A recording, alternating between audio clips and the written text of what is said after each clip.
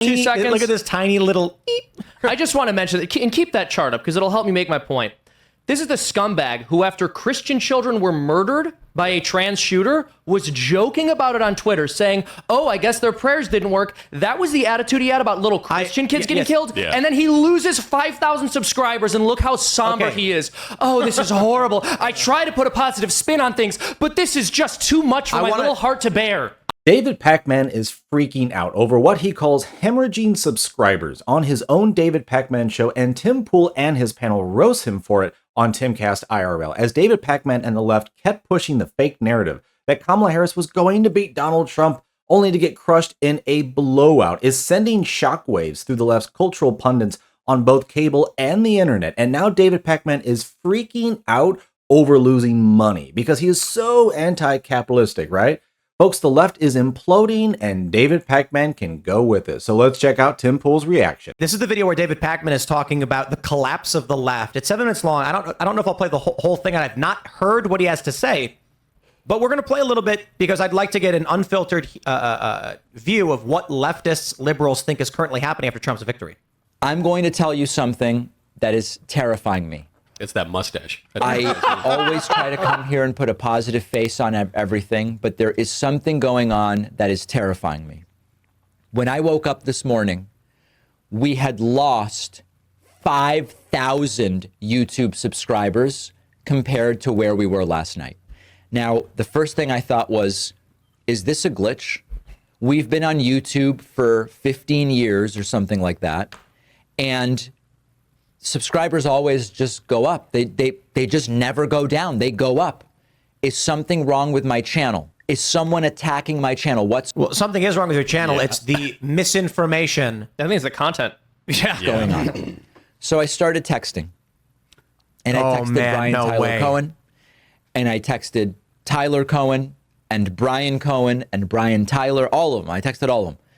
I texted Jesse Dollemore. I texted Luke Beasley and Farron Cousins and Sam Cedar. And every single one of our channels since last night is hemorrhaging subscribers. Wow. What is it Saying, screw it, I'm out. Bro, why would you admit that? Can you pause this for 2 seconds? Look at this tiny little beep. I just want to mention that, and keep that chart up because it'll help me make my point.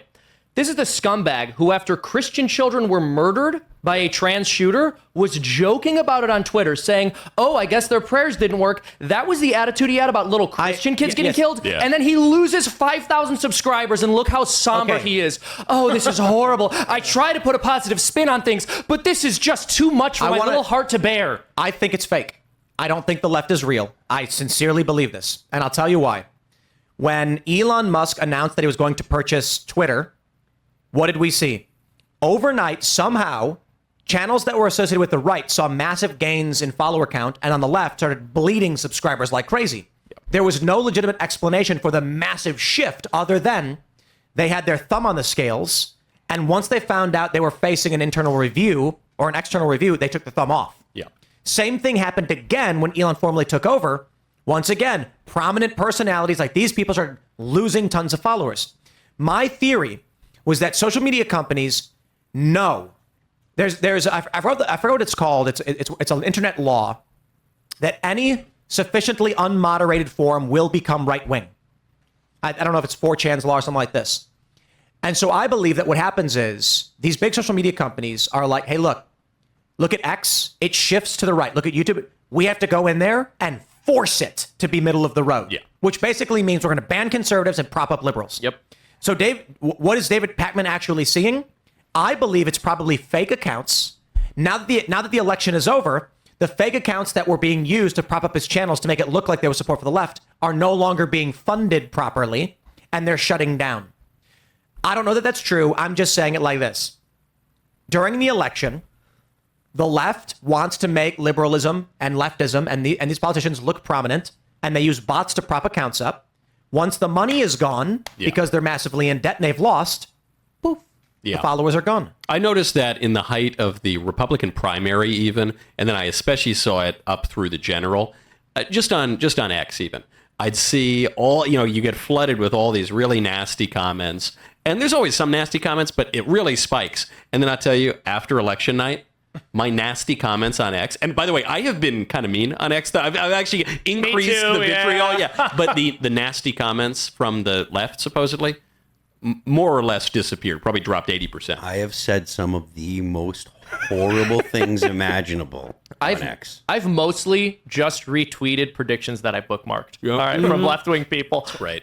Let's hear from David I'll a little tell bit you more. after the As show. you can see, subscribers just go up, up, up, up, and they are down. It is not just YouTube subscribers. We are seeing record cancellations of paid memberships. Wow. Record cancellations. Dave, you should These pray are the about it. You people should that try keep praying. The show. Folks, people talk with their money, and all of a sudden they start pulling out, boycotting you. You got to cancel this, cancel that. Oh yeah, people have had it with you. Like they're walking away, just like leaving the left. I mean, you can let me know what you think about Tim Pool's comments, as he said earlier. I've never heard, I don't know exactly how big the bot problem is on social media, YouTube, whatever. I know it is, but I don't know exactly how big it is. But I can totally see plenty of people following David Pakman, listening to everything he's been saying, and finally, election night happened. Oh, Harris was up by 2, up by 3, and then all of a sudden, it's a 7-point swing to the right, more or less, a 6 or 7 point swing, and now Trump's up by 4. It's like, what?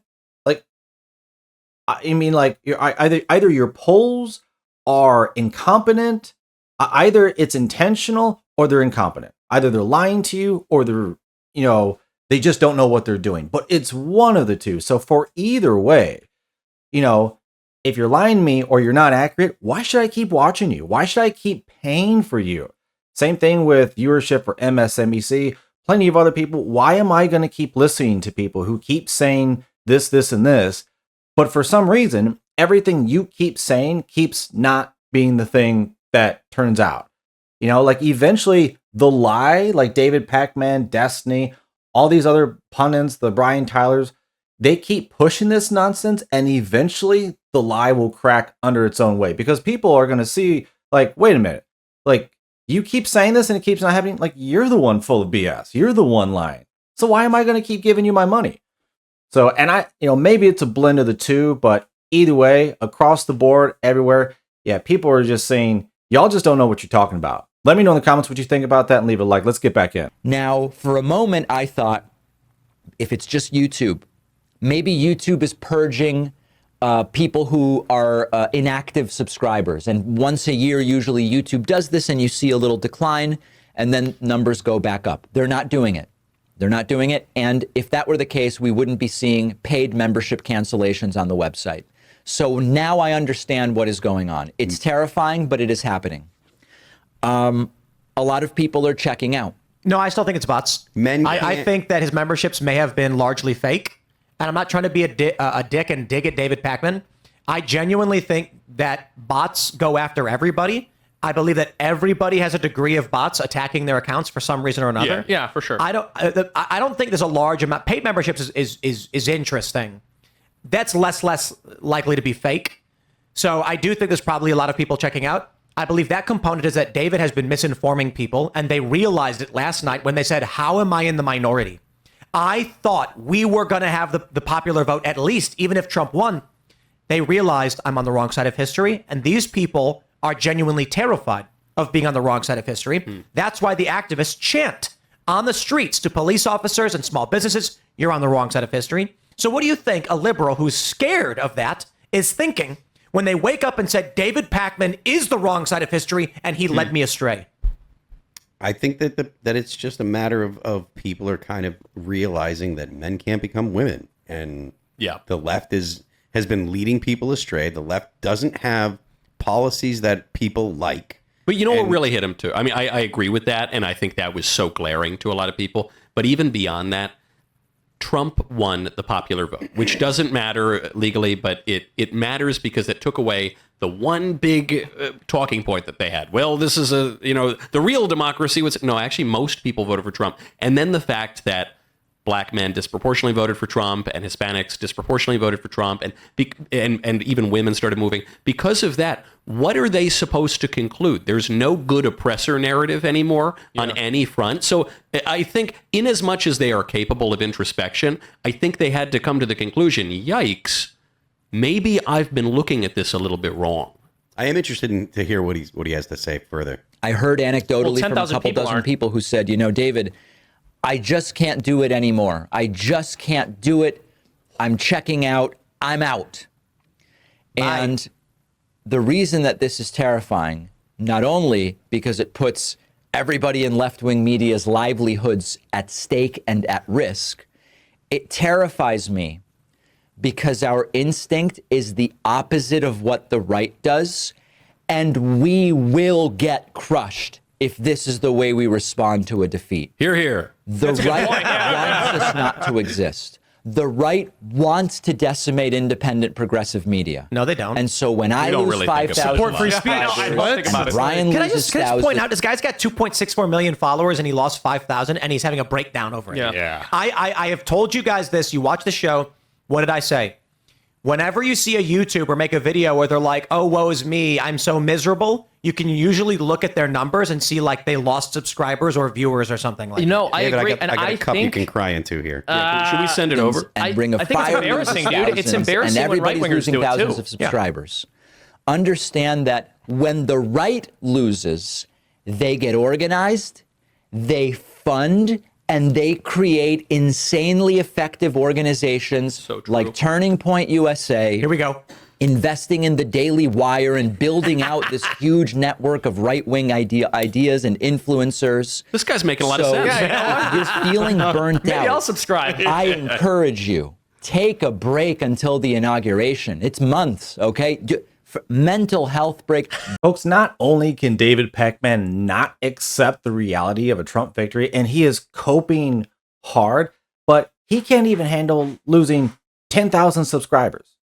10,000, and he's freaking out. He's got millions, and this guy is such a soy boy. He's so soft. He's gonna start whining and talking about livelihoods and our money, all over 5 or 10,000. Yeah, this is exactly the reaction of what the left is doing when they suffered a defeat. They are imploding already. Like, it's gonna keep happening. It's gonna get worse and worse. Like it just happened, but only this, and they're already getting crushed. Everyone's freaking out. Everyone's losing their mind, and no one knows what to do. Like Tim Pool brought up, it was Michael Knowles. The whole narrative, the oppressor narrative, that no longer works. Like the whole narrative and dynamic that they've been trying to sell didn't get bought, and now they don't know what to do. Like they don't know what to sell. Like everything they had, it didn't get bought. Nope. So now all these pundits are at a loss, and it is hilarious to watch them writher and flop all over the place, folks. But it's going to make for a lot of engaging content. Let me know in the comments what you thought about David Pakman's soy boy reaction to losing subscribers. Oh my God, it's going to be so much fun. And Tim Pool's reaction to it on Timcast IRL. Thanks for watching, folks. Like and subscribe, and I will see you on the next one.